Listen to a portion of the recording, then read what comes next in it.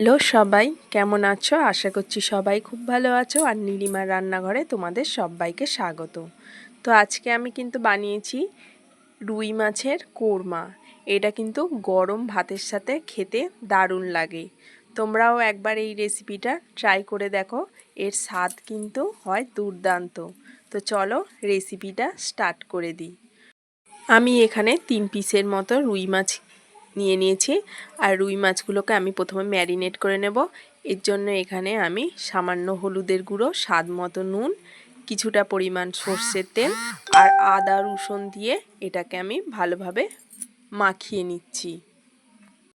তো মাছগুলোকে কিন্তু এপিট ওপিট ভালো করে আমি 5 মিনিটের জন্য ম্যারিনেট করে রেখে দিয়েছিলাম। তারপর কড়া গরম করতে বসিয়ে দিয়েছি। আর কড়ার মধ্যে 1 কাপের মতো সাদা তেল দিয়ে দিচ্ছি। আমি রান্নাটা এখানে সাদা তেলেই করছি। তো প্রথমে আমি এখানে 2টো বড় সাইজের পেঁয়াজকে একটু বেরেস্তা বানিয়ে নেব। তো তার জন্য আমি তেলের মধ্যে পেঁয়াজটা দিয়ে দিলাম।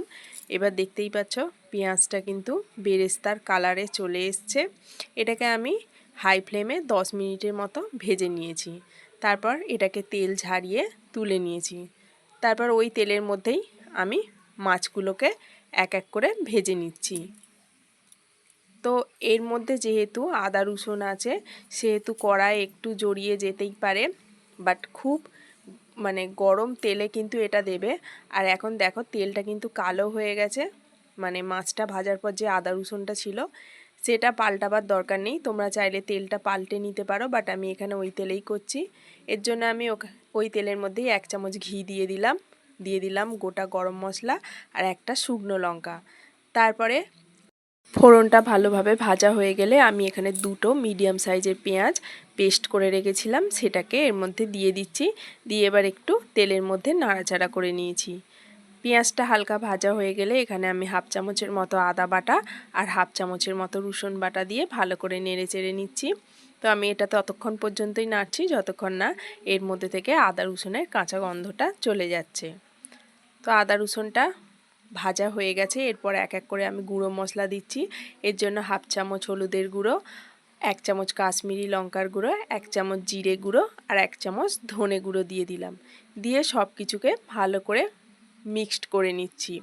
তারপর মশলাটা যাতে পুড়ে না যায় সেই জন্য আমি এর মধ্যে কিছুটা পরিমাণ জল অ্যাড করে আবার আমি কিন্তু মশলাটাকে মিডিয়াম ফ্লেমে 5 মিনিটের মতো কষিয়ে নিয়েছি।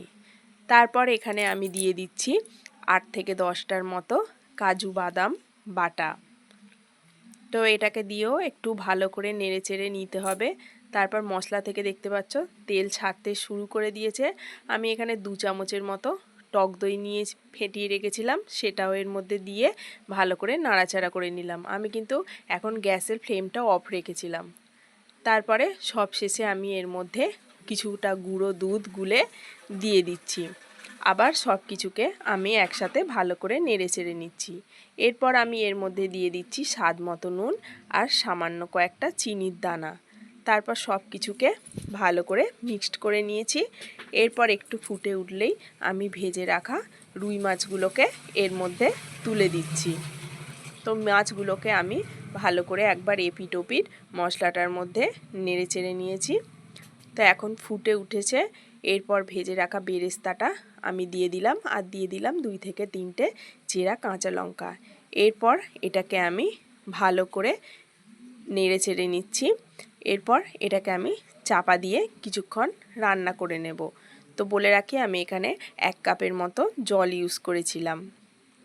তারপরে দেখো এখন কিন্তু কোরমাটা পুরো রেডি হয়ে গেছে।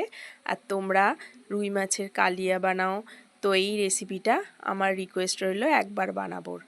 তারপরে এটাকে আমি 5 মিনিটের জন্য ঢাকা দিয়ে রেখেছিলাম।